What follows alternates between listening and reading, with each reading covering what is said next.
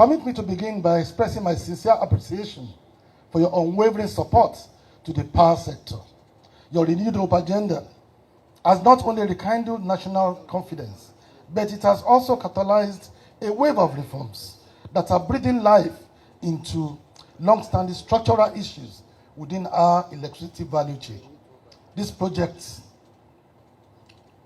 180 megawatts of reliable generation capacity, is a product of that bold reform agenda made possible because of your leadership and commitment to universal energy access for all Nigerians.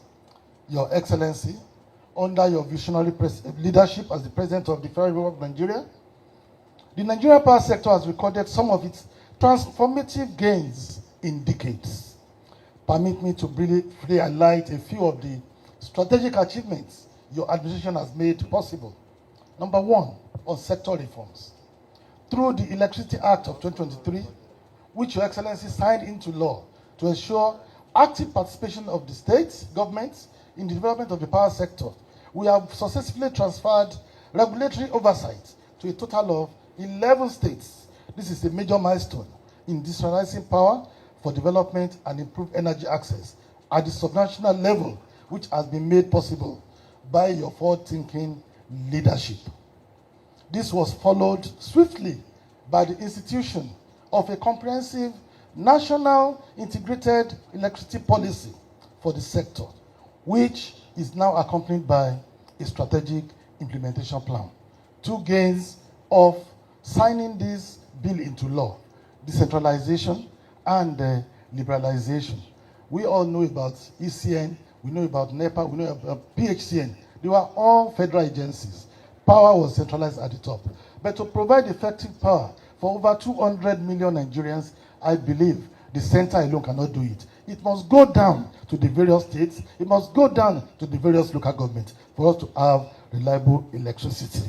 And this is what we are witnessing today. The number two, it has paved way for the private sector to support government in this reform, to bring in investment, to play in all the segments of the power sector value chain, be it generation, transmission, and distribution.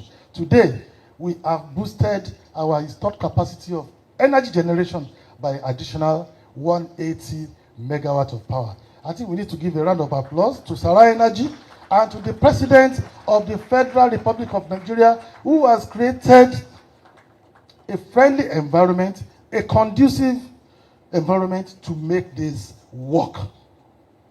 Then secondly, on improving market liquidity, in the first quarter of last year, through Your Excellency's support, we took a bold tariff reform to move a segment of the electricity consumer to cost-reflective tariff. Because of this singular decision, the market generated 1.7 trillion in revenue in 2024, a 70% increase over 2023, which was only 1 trillion naira. And this ensured a 1.1 trillion reduction in tariff shortfalls. This is also demonstrating that reform works. Thirdly, on power generation, on the 2nd of March 2025, we achieved an all-time high energy generation of 5,801 megawatts, followed by a record daily energy output of 128,370 megawatt hour on the same day. This is the highest ever energy consumed in a day by Nigerians, and it happened during President Asiwaju Bola Ahmed Tinubu's time. These were driven by increased generation capacity with the commissioning of the 700 megawatts Zungeru hydropower plants and increased investment on the national grid.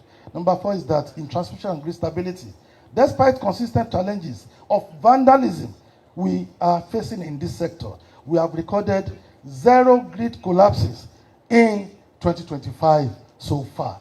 Between January and June, there has not been any grid collapse. We pray that this continues. This owes much to commissioning of over 70 power transformers across the country by the Transmission Company of Nigeria and the success of the Presidential Power Initiative, which was made possible by the signing of an agreement to accelerate the implementation of the Presidential Power Initiative on the side of COP28 Climate Summit in Dubai, which was overseen personally by Your Excellency, Mr. President.